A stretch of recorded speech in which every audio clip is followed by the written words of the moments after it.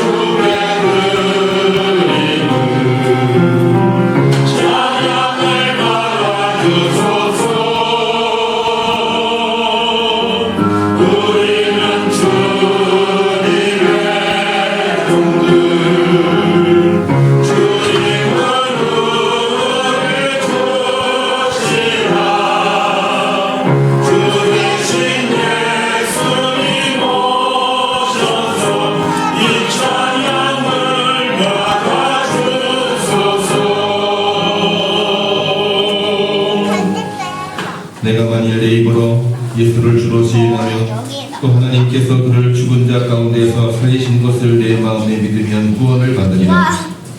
사람이 마음으로 믿어 의에 이르고 입으로 시인하여 구원에 이르느니라. 아멘.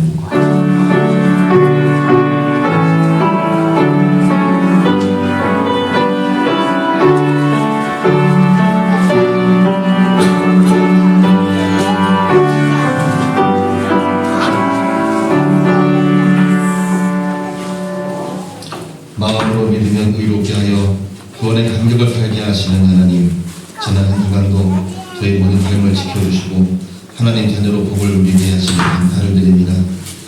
코로나19로 인해서 저희들의 몸과 마음이 훨씬 더 무거운 때에 주의 전이 남아 싸우니 이 시간에 함께해 주시고 오른팔에 권능의 손으로 붙잡아 주시고 특별히 하나님 주시는 말씀으로 두려움을 떨쳐내고 하나님이 함께 하심으로 승리하는 주의 종들, 주의 백성, 주의 권속되게 인도하여 주시옵소서. 예배를 받으시기를 간절히 소원하며 예수님의 이름으로 기도합니다. 아멘. 찬송 3장 다 같이 보겠습니다.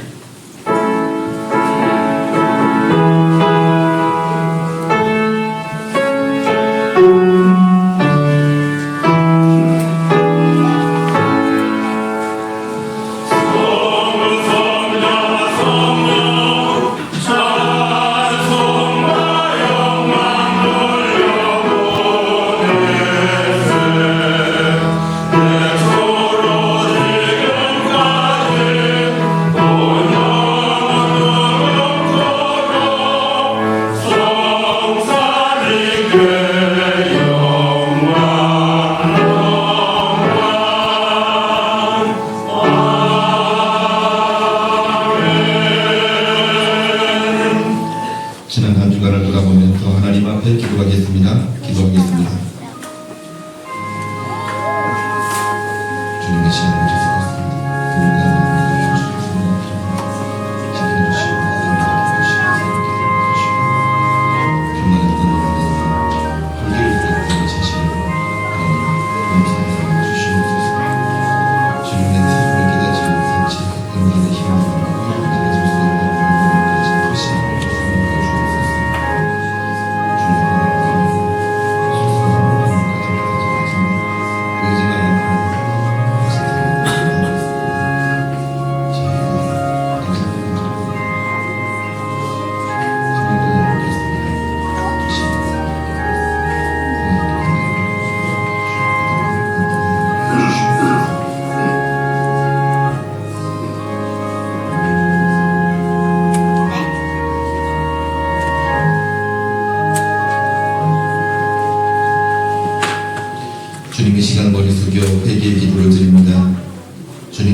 포기하지 않고 저희 힘만으로 악한 원수를 그들의 돌발을 이겼다고 교만할 때가 많았습니다. 용서하여 주옵소서. 십자가의 진정한 사랑을 깨닫지 못한 채 인간의 힘만으로 의로운 자가 될 수 있다고 하는 오만에 빠진 불신앙을 불쌍히 여겨 주옵소서. 주님 앞에 나올 때마다 실수와 허물을 반복하지 않겠다고 결심했지만 의지가 약하여 작심삼일이 된 적이 너무나도 많이 있었습니다. 저희들의 무능함과 이 무력함과 불신앙을 주여 긍휼히 여겨 주시옵소서.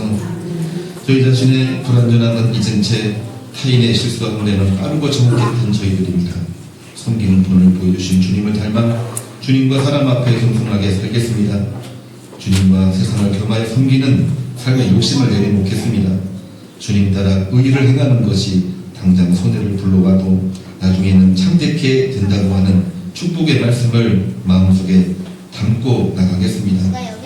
육체를 위해 살면서 신령하고 영원한 하나님의 새끼를 외면하지 않겠습니다. 하나님, 이 시간 노리스교 회개하며 주님 말씀에 우리 자신을 맡기고 있사오니 보혈의 피로 지켜주시고 성령의 충만함으로 새롭게 하시옵소서. 예수 그리스도의 이름으로 회개의 기도를 드리오며 그러므로 이제 그리스도 예수 안에 있는 자들에게는 결코 정죄함이 없나니 이는 그리스도 예수 안에 있는 생명의 성령의 법이 죄와 사망의 법에서 너희를 해방하였음이니라. 아멘.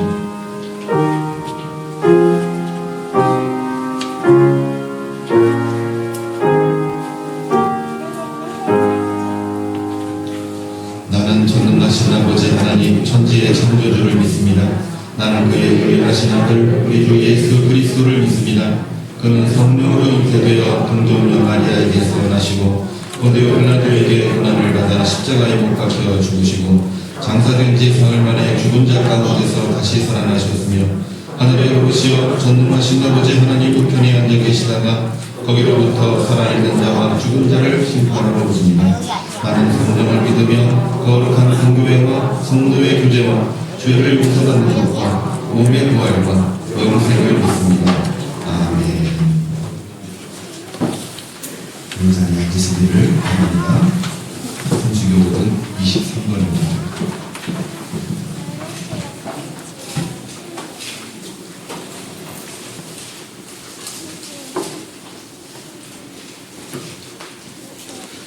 하나님이여 나를 판단하시되 경건하지 아니한 나라에 대하여 내 송사를 변호하시며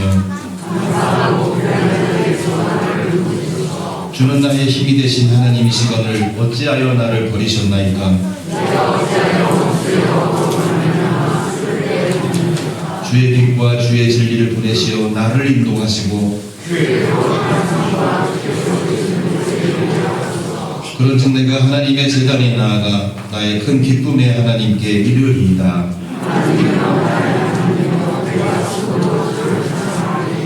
내 영혼아 내가 어찌하여 낙심하며 어찌하여 내 속에서 불안해하는가.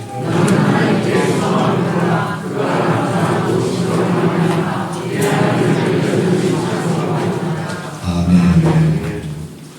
찬송가 191장 부르시면서 하나님께 응원하겠습니다.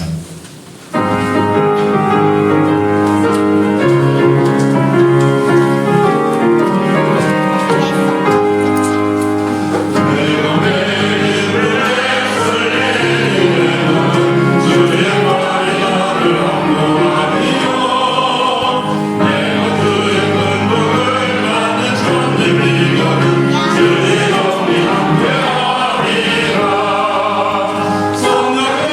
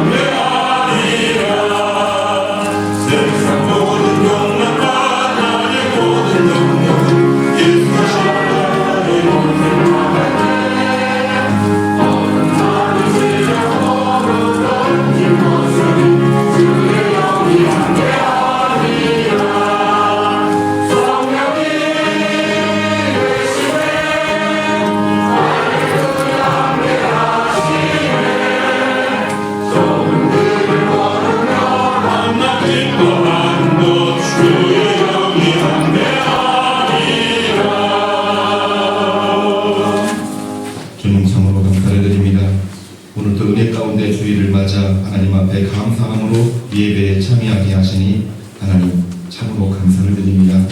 이 시간 하나님 앞에 예물을 드렸습니다. 공헌합니다. 하나님 기쁘게 받아 주시옵소서. 하나님 앞에 드려지는 모든 예물들 하나님 나라 확장을 위하여 이 땅에 죽어가는 생명을 살리는 일에 귀하고도 귀하게 사용되기를 간절히 소원합니다. 하나님께 예물을 바친 귀한 종들이 있습니다. 10의 1조 소유된 백성으로 바친 그 예물 기쁘게 받아주시고 저희들의 모든 삶을 성별해 주시옵고 오른팔 분명의 손으로 일으켜 세워주시기를 간절히 소원합니다. 감사의 예물을 하나님 앞에 드리나이다. 은혜를 알고 우리 삶의 처음과 마지막을 알고 감사하며 드리는 이 예물 기쁘게 받아주시어서 감사의 조건이 넘치게 하시옵고 감사로 말미암아 세상에 하나님의 영광이 드러나고 생명이 살아나는 역사에 더욱더 귀하게 쓰임받는 주의 종들에게 해주시옵고 지경과 지역 위에 하나님 확장의 은총으로 역사하여 주시옵소서. 하나님 앞에 또한 이 시간 목적 헌금을 드립니다. 비전 헌금을 드립니다. 아버지 하나님 특별히 뜻이 있어서 하나님 앞에 기도하는 중에 드리는 이 예물을 기쁘게 받아주시고 그 목적대로 쓰여지고 그 목적대로 성취되는 역사가 있기를 간절히 소원합니다. 특별히 비전헌금 드립교회가 이 신방동에 와서 해야 될 일들을 저희들 묵상하는 가운데 하나님 말씀에 또 고백하는 가운데 예물을 드립니다. 그 손길들 위에 하늘과 땅의 복을 은혜 위에 은혜를 더해 주시기를 간절히 소원합니다. 교회 학교에서 목장에서 코로나19가 있는 그러한 중에도 예물을 드리며 하나님 앞에 영광 돌리고 있는 손길들이 있습니다. 일일이 기억하사 만 가지의 은혜로 되갚아 주시옵소서. 봉헌뿐만이 아니라 헌신으로 봉사로 마음으로 교제함으로 또한 떡을 떼며 베푸는 그 일들을 통하여 하나님 앞에 이 섬김의 도를 감당하고 있는 주의 종들 아버지 하나님 기억하사 복의 복을 내리시고 은혜 위에 은혜를 내리시옵소서. 예수 그리스도의 이름으로 축복하며 기도합니다. 아멘. 우리 옆에 분들하고 인사하시겠습니다. 두려워하지 말라. 내가 너와 함께하여 너희를 구원하리라.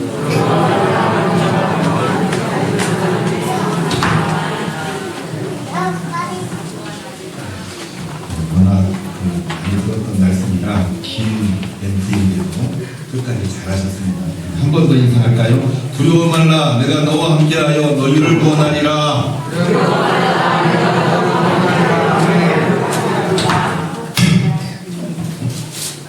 한번 말씀드리겠습니다. 오늘은 성령 강림 둘째 주일입니다. 성령 강림 후 둘째 주일인데 오늘은 성령 강림 셋째 주일입니다. 뿐만이 아니라 우리 교단 총회가 정해놓은 총회 선교 주일이기도 합니다. 6월 달에는 행사들이 많이 있는데 다음 주일은 우리 창립 12주년 주일이기도 합니다. 위해서 기도해 주시기를 바라고 코로나19 상황이 있긴 하지만은 우리가 마음을 한번 나누며 결단하는 시간을 가지려고 합니다. 행사는 하기 어렵지만은 우리 교회를 세워주시고 우리 가정을 세워주시고 또 우리의 신령 영혼을 붙잡아 주신 하나님 앞에 감사드리는 그런 시간 되기를 바랍니다. 새벽 기도 재개했습니다만 온라인 같이 경험하고 있습니다. 수요일은 온라인 실시간으로 진행 중에 있습니다. 목장 예배 완전히 회복되지는 못했지만 모여서 말씀 읽고 기도하고 교회 순서 감당하고 있습니다. 중보 기도할 분들 기도해 주시기를 바랍니다. 환우들이 많이 계셔요. 말씀을 안 하셔서 그렇지 제가 일일이 만나보고 전화해 보면 기저질환이 있으신 분들 코로나로 인해서 집에 오래 계시다 보니까 여기저기 증상이 있으신데 말씀을 안 하시거나 모르시는 분들이 많이 계십니다. 운동도 많이 하셔야 되지만 피차에 의료 고민하시고 또 이거 잘 이겨낼 수 있도록 계속 기도하라는 하나님의 명령이라고 감당해 주시기를 바랍니다. 오늘은 2, 3분기 정리 재직 기회를 하겠습니다. 원래는 1, 4분기 계획을 해야 있는데 우리가 3월부터 온라인으로 급전환되는 바람에 일사분 내지키지 못해서 6개월 뒤로 합니다. 행사를 한 게 없어서 재정부가 정부가 생각이 되는데요. 그래도 예배 후에 잠깐 체크하는 시간 갖도록 하겠습니다. 온라인 동원도 못 오시는 분들은 참조해 주시기를 바라고요.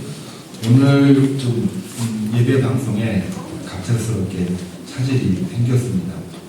복구 가능이 전혀 없어서 오프라인으로만 지금 예배를 진행하고 있고 녹화해서 온라인으로 올릴 수 있도록 그렇게 하겠습니다. 오늘 우리 예배에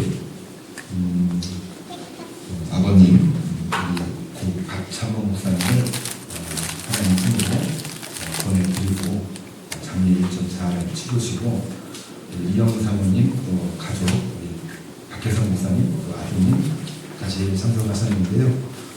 잠깐만 한번 앞으로 나가주신 인사를 한번 치러가시면 좋을 것 같습니다.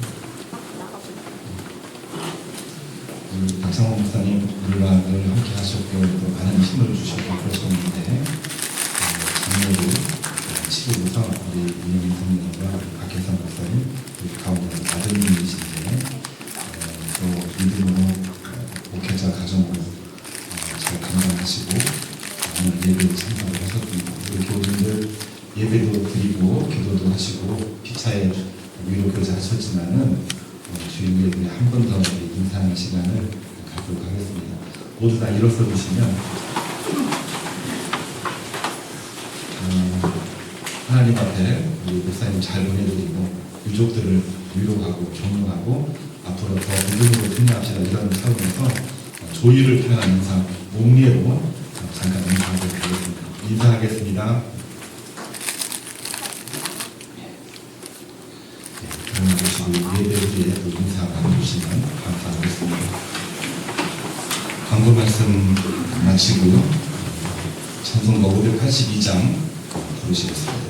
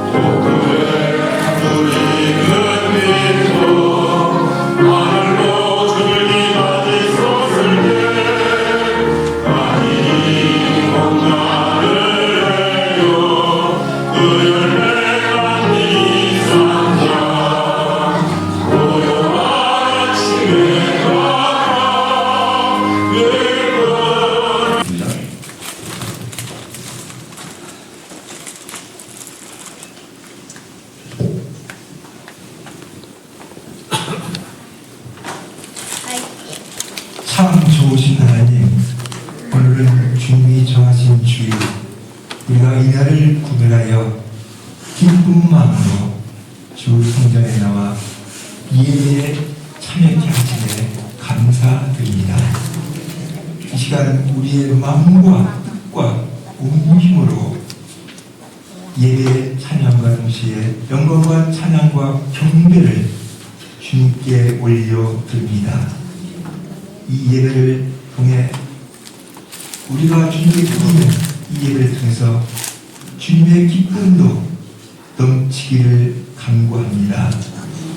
지난 한 주일도 돌아볼 텐데 예수님께서 가르쳐 주시고 보여주셨던 믿음, 사랑, 소망의 삶을 온전히 살아오지 못했음을 고백하며 뉘우치며 주님께 용서를 구합니다.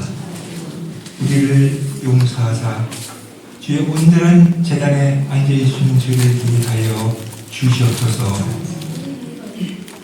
이 시간 우리의 마음으로 아파했던 것, 절망했던 것, 실망했던 것, 심지어는 서로가 미워했던 것마저도 하나님께서 우리를 다 헤아려 보시고 용서하여 주사 우리에게 새로운 자유를 허락해 주실 믿고, 아버지, 이 예배를 통해 우리가 새로워지는 그런 경험을 하게 하여 주시옵소서. 주님은 영이시니 아버지여, 영으로 저희를 돌아오시고 영 속에서 우리를 감찰하시고 영 속에서 우리를 인도해 주사옵나니, 아버지, 영인 주님을 우리가 생각하면서 정말로 늘 함께 하심과 우리의 도움 주심을 다시 한번 우리가 믿는 자 될 수 있도록 도와 주시옵소서. 아버지 하나님, 특별히 이 시간 간구합니다. 이 어려운 사회 여건과 환경 속에서, 그리고 개인이나 가정으로 우리 모두에게 부딪히는 이런 속에서 우리에게 필요한 것은 참 소망이 필요합니다. 일시적으로 세상의 것으로 소망을 품지 않게 하시고 하나님 한 분으로 소망을 품고 각 성도가, 우리 교회가, 우리 사회가 다시 일어서게 하게 하여 주시옵소서. 하나님만 의지하면 주님이 우리를 지켜주시고 책임져 주신다는 약속의 믿음으로 오늘의 역경을 이기게 하여 주시옵소서. 제가 특별히 드림 기회를 위해서 기도합니다. 아버지, 우리 아무것도 없이 시작할 때 우리를 도우사 출애굽하는 그 출애굽에 대섰던 그들에게 만나를 허락해 주신 것처럼 우리에게 먹을 걸 주시고 거창한 아버지가 예배처럼 허락해 주셨고, 오늘 여기까지 주님께서 주님의 은혜로 함께 하심을 아버지 고백하며 감사드립니다. 아버지, 진정으로 주님이 가리신 꿈을 향하는 우리 교회 되게 하여 주시옵소서. 주님이 행하셨던 헌신을 우리가 감당하는 드림교회로 다시 시작하게 하여 주시옵소서. 그러므로 무엇을 먹을까, 무엇을 마실까, 무엇을 입을까 염려하지 말라. 너희는 먼저 그의 나라와 그의 의를 구하라. 그리하면 이 모든 것을 너희에게 더하시리라 하는 말씀 붙잡고 우리가 다시 출발하는 우리 드림교회가 되게 하여 주시옵소서. 특별히 세대를 향하여, 미래를 향하여 다음 세대를 준비하는 우리 교회 되게 하여 주시옵기만을 간절히 바라고 나옵나이다. 이 자리에 같이 해야 될 우리의 믿음의 성도들 같이 하지 못하는 경우가 있습니다. 주님께서 더 아파하시고 더욱 저들에게 아버지여 위로하여 주시옵나니, 아버지, 우리가 하는 게 아니라 주님의 성령의 도우심으로 저희들도 똑같이 함께 주님과 동참하심을 우리가 믿고 또 저도 믿고 아주 감사하는 이 예배가 되게 하여 주시옵소서. 오늘 말씀 전하는 목사님 아버지여 함께하여 주시옵소서. 감동을 받은 말씀이 저희들에게 전달되게 하셨고 저희들은 아버지여 좋은 땅으로 아멘하면서 받아들이는 저희들 되게 하여 주시옵소서. 이 예배가 하나님께 큰 영광이요 우리에게는 새로 출발하는 기쁨의 자리가 되게 하여 주시옵소서. 이 모든 말씀을 예수님 이름으로 기도합나이다. 아멘.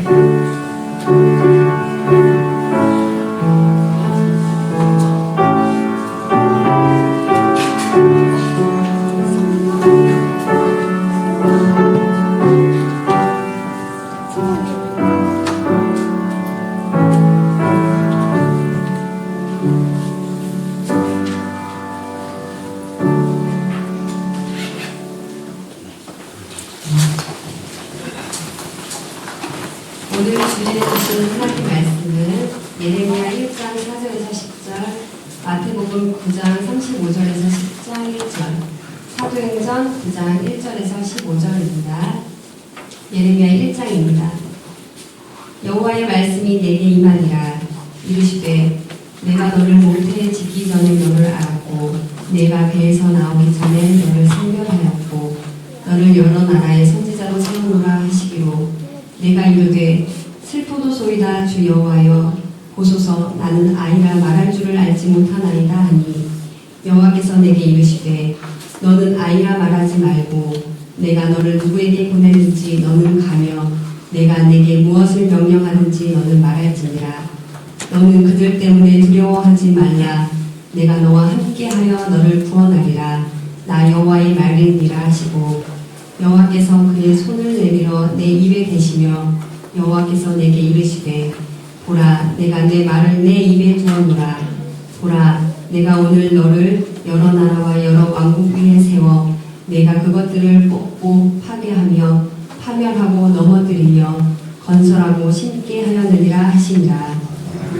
마태복음 9장입니다. 예수께서 모든 도시와 마을에 두루 다니사 그들의 회당에서 가르치시며 천국 복음을 전파하시며 모든 병과 모든 약한 것을 고치시니라. 무리를 보시고 불쌍히 여기시니 이는 그들이 목자 없는 양과 같이 고생하며 기진하니라.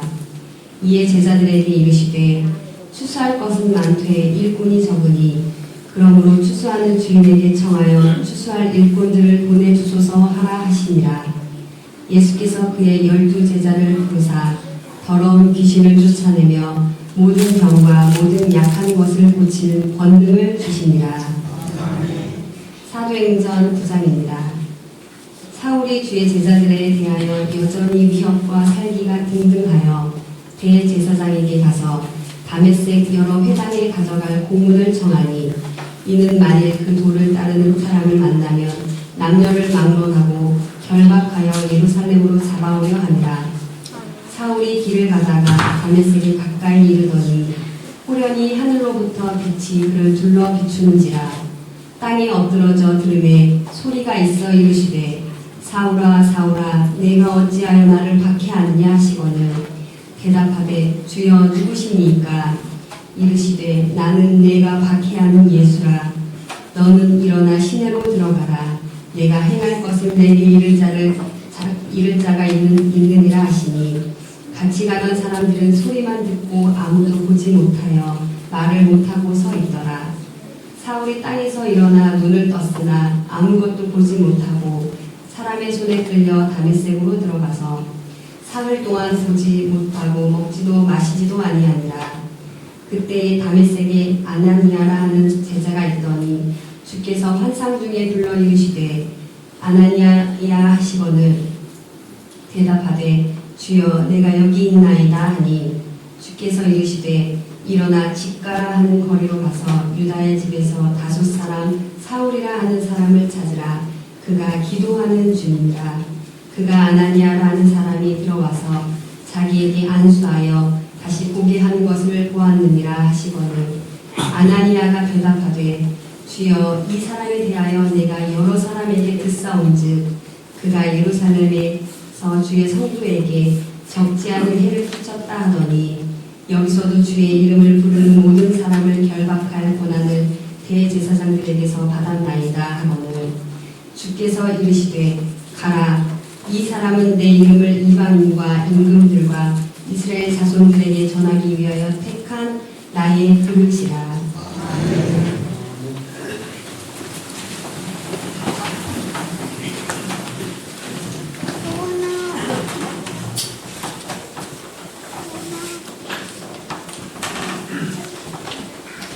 이 시간은 이하영 목사님 별찬입니다.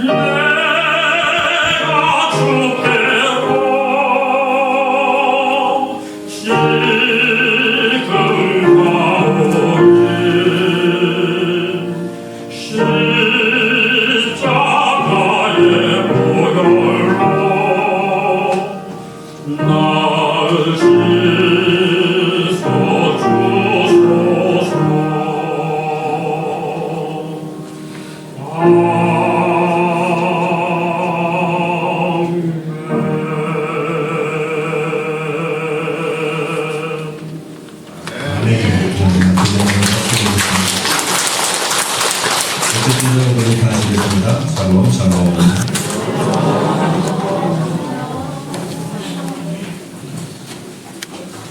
찬양 감사드립니다. 마음에 와 닿는 찬양입니다. 오늘은 6월 둘째 주일이고 성령 강림 셋째 주일입니다. 뿐만이 아니라 우리 교단이 정해놓은 총회 선교 주일입니다.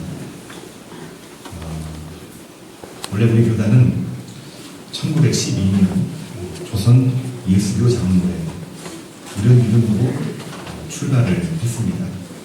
지금은 예장 기장 나눠져 있긴 하지만 그 당시에는 장로교 하나의 교단이라서 조선 예수교 장로회로 출발했고, 그렇지만 6월달에 총회 선교주일로 우리가 모여서 예배를 드리는 이유는 그로부터 시간이 한참 흘러 1953년입니다.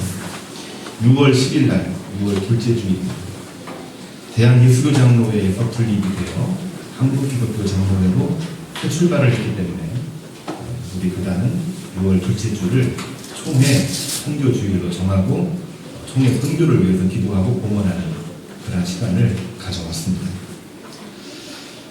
이것은 여러 의미가 있지만 마틴 루터가 가톨릭교회의 부정부패로부터 탈출하여 오늘날 개신교회를 이루었던 맥과 같이 하고 있고, 성령 강림주의를 우리가 지나고 있는데 성령 강림 사건을 통해서 유대교로부터 기독교가 새 출발하게 된 그 맥과 같은 맥을 가지고 있는 것이거든요. 대부분의 크리스찬들이 많이 알고 있는데요, 우리 기장 한국기독교 장로회는 그 어떤 교단보다도 그 어떤 세계의 신학사조, 서구신학, 3세계 신학 다 포함을 해서 가장 학문적이었습니다.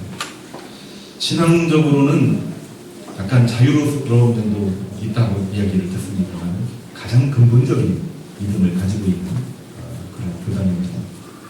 선교적으로는 가장 복음적인, 가기 어려운 곳, 가서 금방 철수하는 곳, 그곳을 향하여 선교하러 갔던 그런 교단이 우리 교단이기도 했습니다.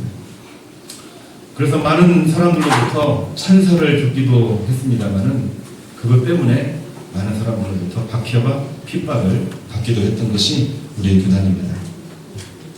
그로부터 시간이 흘러 이제는 67년, 총회상으로는 105회 총회가 됩니다만은 우리 기장의 목사는 67년 가장 아름다운 교회로, 가장 교회다운 교회로 탄생이 됐고, 우리는 지금 한국기독교 장로회에 속한 하나님교회에 몸담고 예배를 드리고 있는 것입니다. 가장 앞서갔던 교단이었기 때문에 한국교회 내에서는 중간 규모의 교단이긴 하지만은 세계의 교회가 파트너십을 갖고 싶어하는 교회입니다. 일본도, 필리핀도, 호주도, 미국도, 독일도 한국교회 내에서 그래도 교류하고 싶고 같이 선교의 일을 감당하려고 하는 교단이 우리 한국기독교 장로회이기도 합니다. 총회 선교주의를 맞아서 총회 선교위에 기도해 주시고, 오늘 광고 말씀은 제가 드리지 않았습니다만은 총회 장님 서신도 우리 교회 도사기 주보에 기록이 되어 있습니다. 보시면서 기도해 주시고 봉헌해 주시면 초봉에서 하는 일에 우리가 성도에 참여할 수 있으리라 생각이 듭니다. 지난주에는 성령께서 하시는 일, 사람을 역사의 주인공으로 만드시는 하나님에 대해서 묵상을 했습니다. 오늘은 우리 교단, 그리고 우리 교회를 역사의 주인공으로 부르시는 하나님 말씀을 묵상하려고 합니다. 오늘 세 가지 본문을 권준영 김우주 집사님 공독을 하셨는데요. 예레미야 1장 4절, 남유다말기에 하나님이 예레미야를 부르시는 소명의 말씀입니다. 마태복음 9장에 나와 있는 말씀은 제자들을 파송하시는데 그냥 파송치 아니하시고 권능을 주시고 파송하시는 말씀. 사도행전 9장에 나와 있는 말씀은 주님께서 다메스크 상에서 사울을 넘어뜨리시고 바울로 개명해서 복음의 사도로 세우시는 너무나도 귀하고 귀한 말씀을 우리가 함께 읽었습니다. 제 본문을 다른 식으로 표현을 해보면 하나님이 사람을 부르실 때에 아멘, 아멘 하면서 따르는 12제자와 같은 사람들도 있다고 하는 것입니다. 또 나는 아직 어린아이이기 때문에 나는 그 일을 감당할 수 없습니다 라고 말하는 예레미야와 같은 인물도 있다고 하는 것이고, 또한 철저하게 기독교를 핍박했고 증오했던 박해자 그리고 적대자입니다.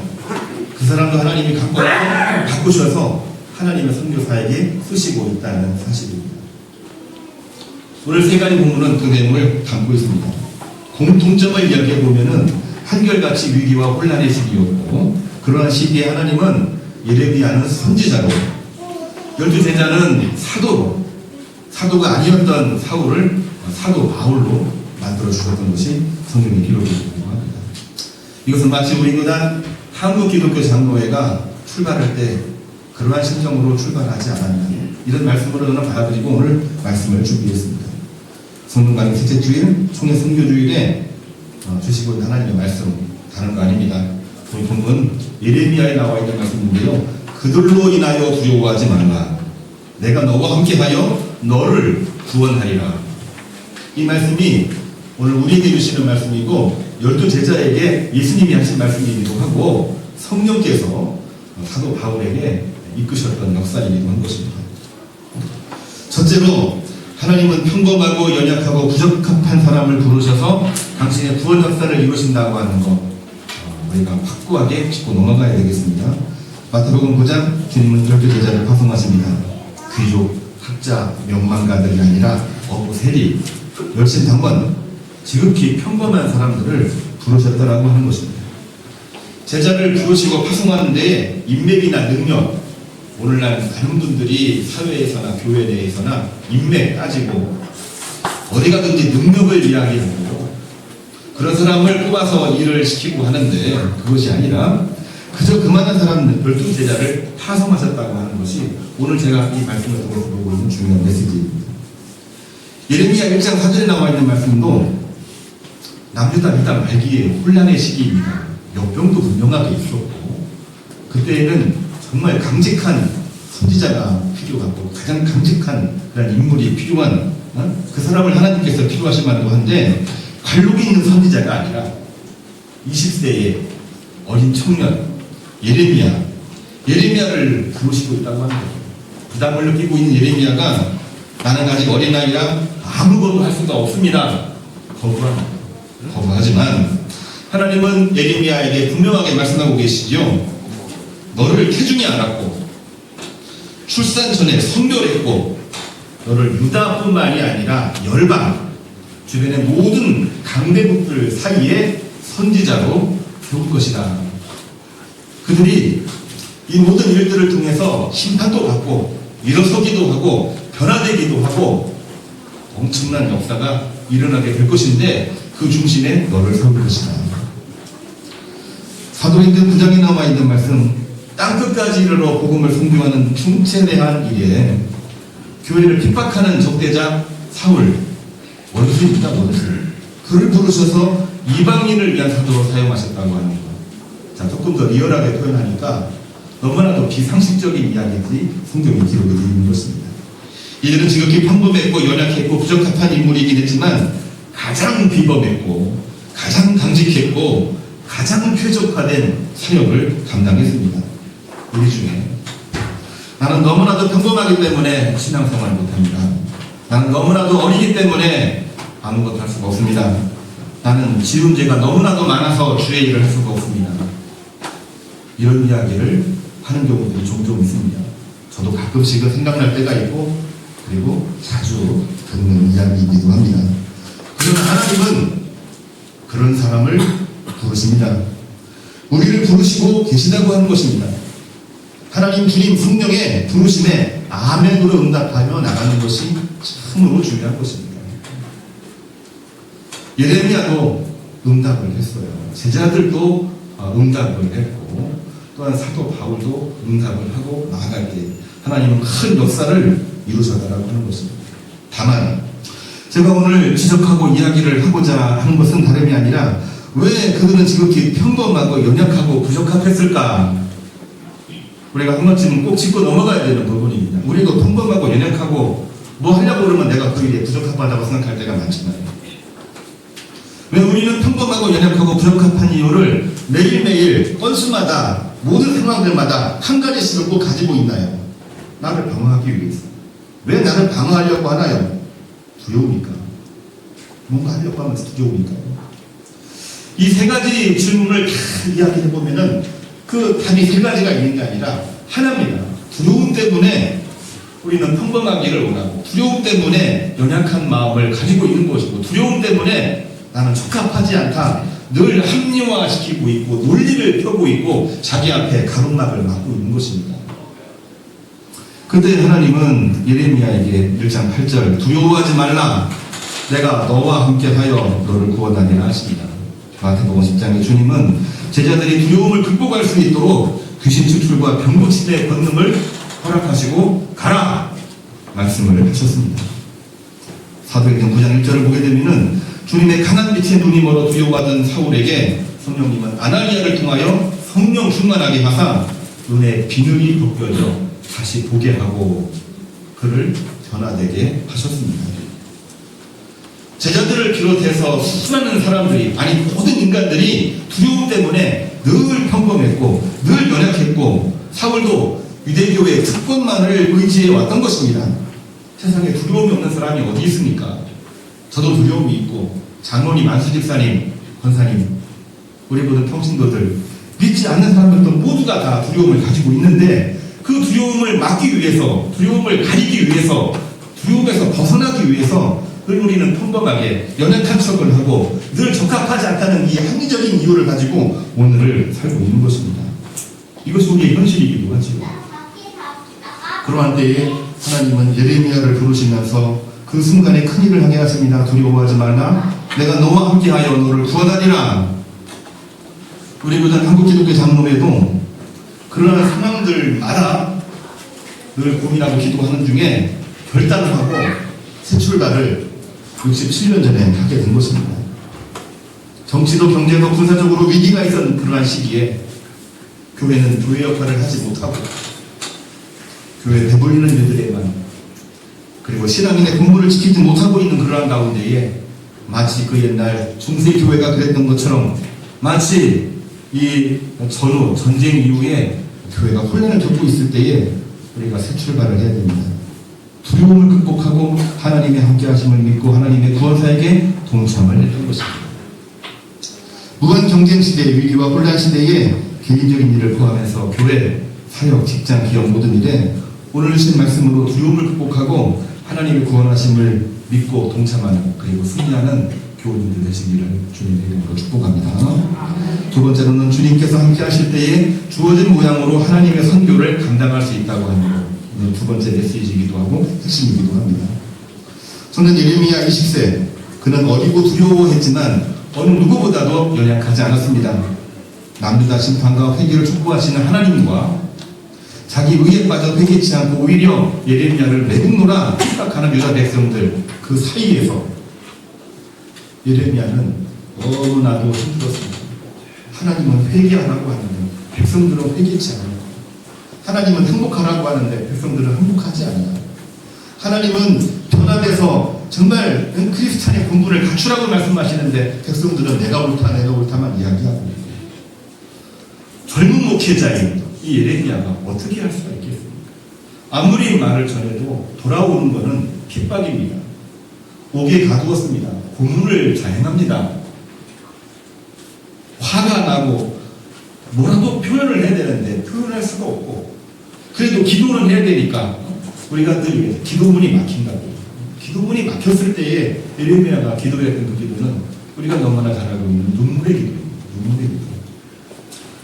그 기도를 부님과 동시에 그는 가장 연약했고 가장 두려움이 많은 그런 사람이겠지만은 기도하는 그 순간 그는 가장 연약하지도 아니했고 가장 강직한 예레미야 선지자가 되었다고 하는 것을 우리는 꼭 기억을 해야만 되겠습니다.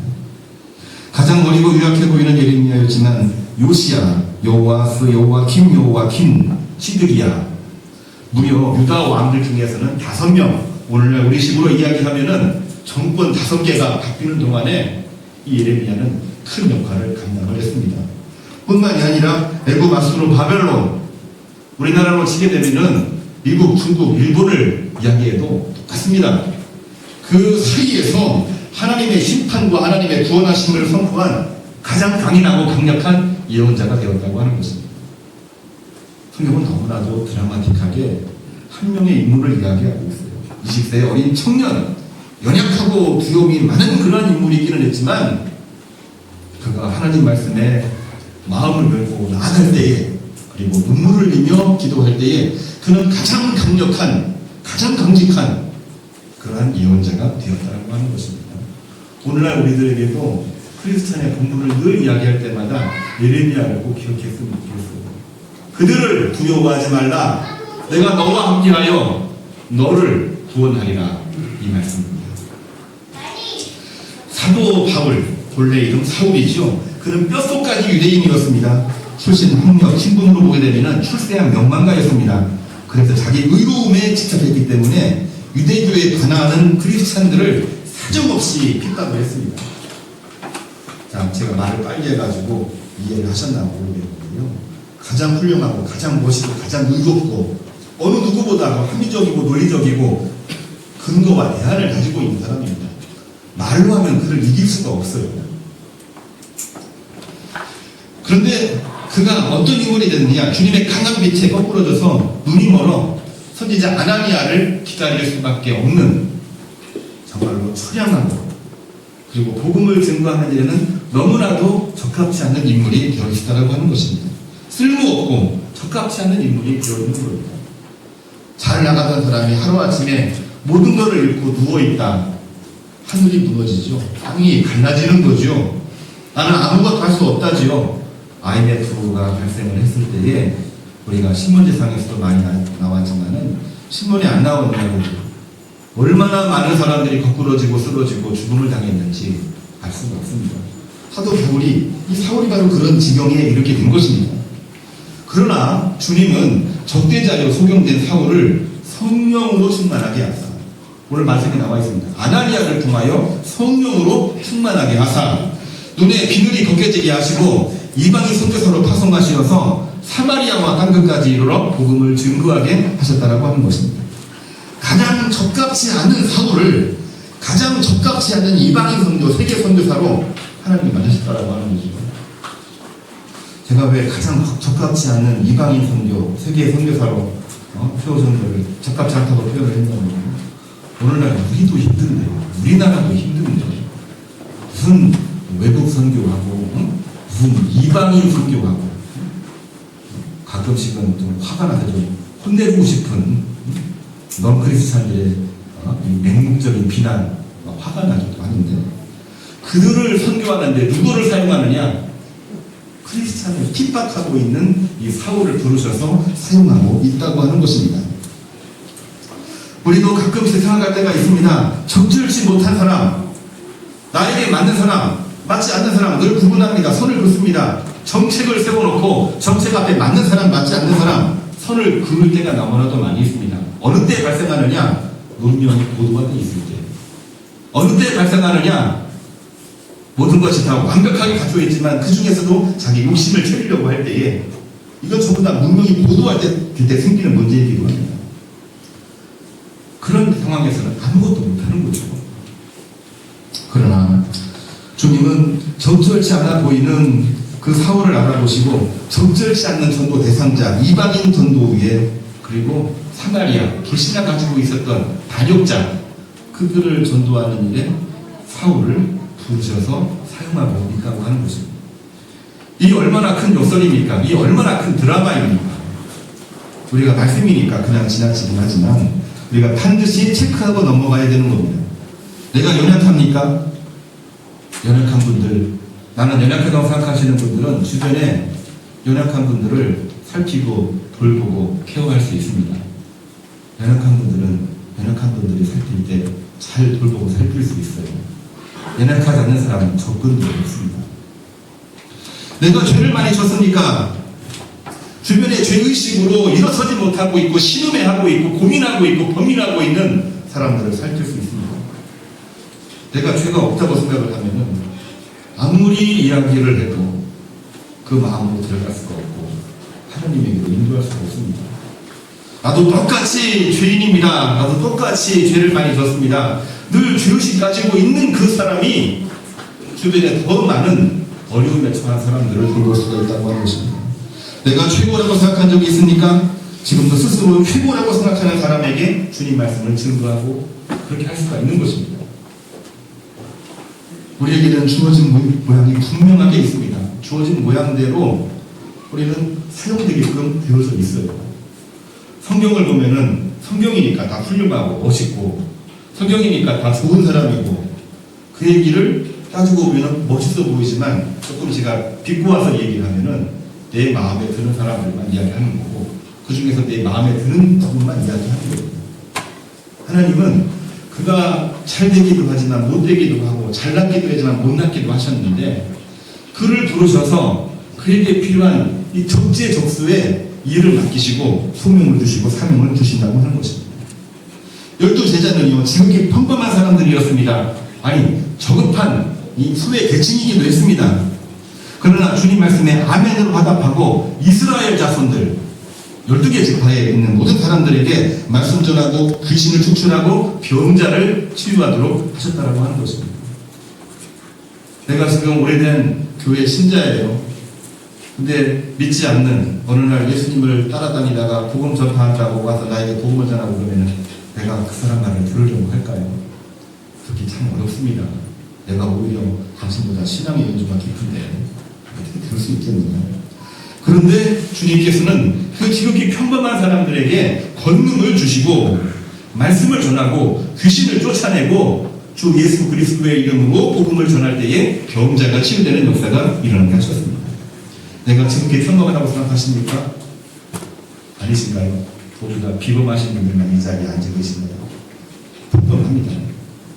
아멘으로 화답하고 때를 얻든지 못 얻든지 순종순복하여 복음을 전하시기를 바랍니다. 복음 전하기 좋을 때 하는 것은 누구나 할 수 있어요. 지금 복음 전하기 참 어렵습니다.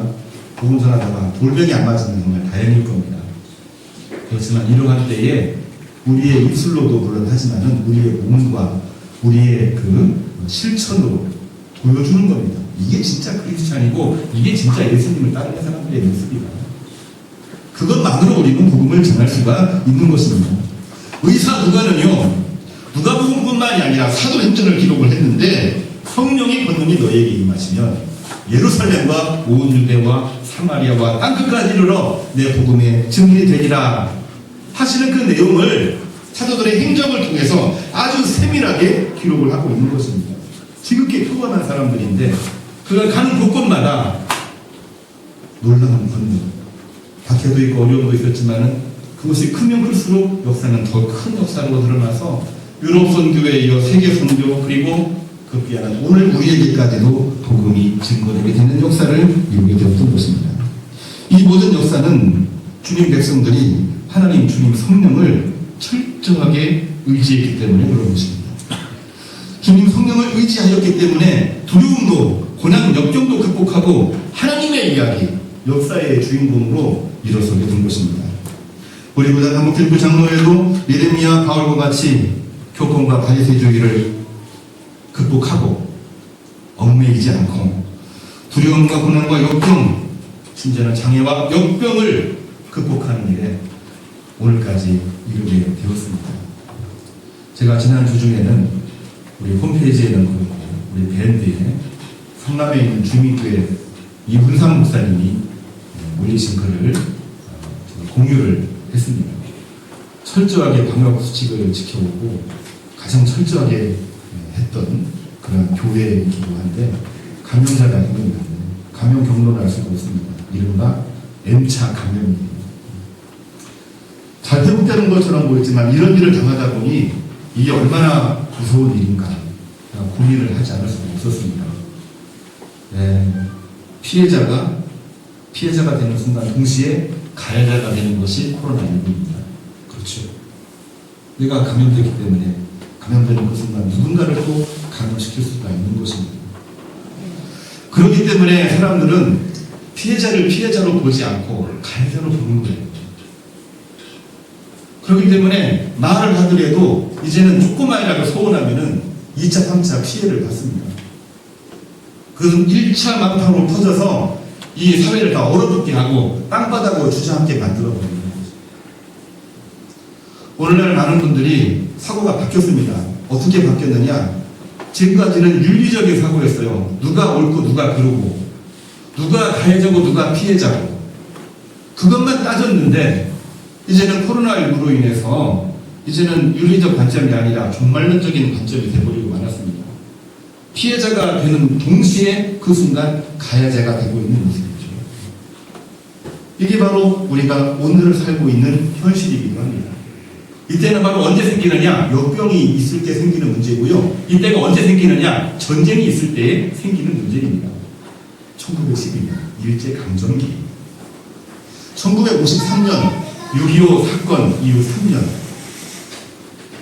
휴전을 선언한 바로 그 해이기도 한 것입니다. 모두가 다 피해자임과 동시에 모두가 다 가해자인 그 시기, 이거를 우리는 종말론적인 시대라고 있는 거죠. 이러한 때 자기 의의를 주장하고 나가는 사람은 결코 아무것도 할 수가 없는 것입니다.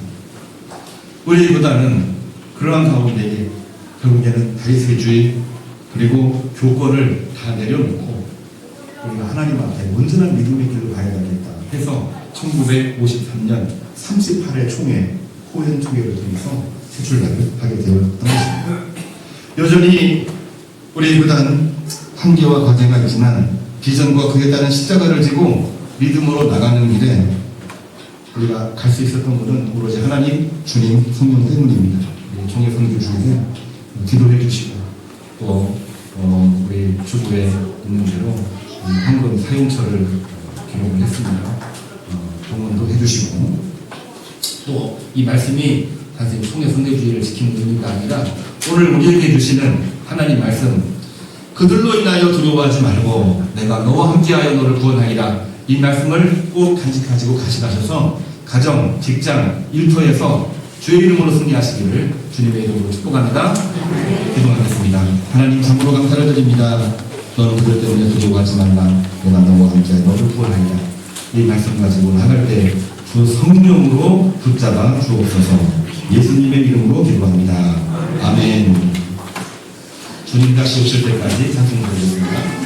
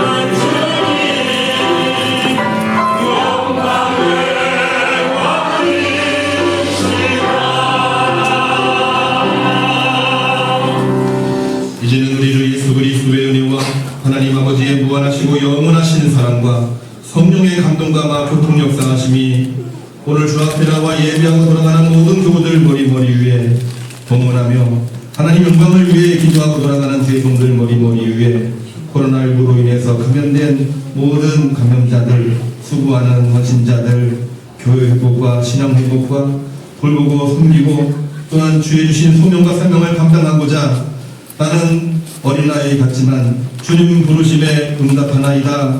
이 마음을 가지고 나가는 다짐하고 결단하고 돌아가는 우리 모든 교우들 머리 위에 목사님을 아버님을 하나님 품으로 보내고 믿음의 가정 가문으로 또한 주어진 소명과 사명을 잘 감당하고자 다짐하고 함께 예배하고 있는 우리 이영윤 사모님, 또 박혜성 목사님, 또 그 가족들, 또 모든 친구들 머리 위에 또 코로나19로 인해서 오랫동안 함께 예배 참석지 못하고 있는 한우들 장기교섭자들 영혼 위에 이제로부터 영원까지 함께 하기를 간절히 축복합니다. 아멘.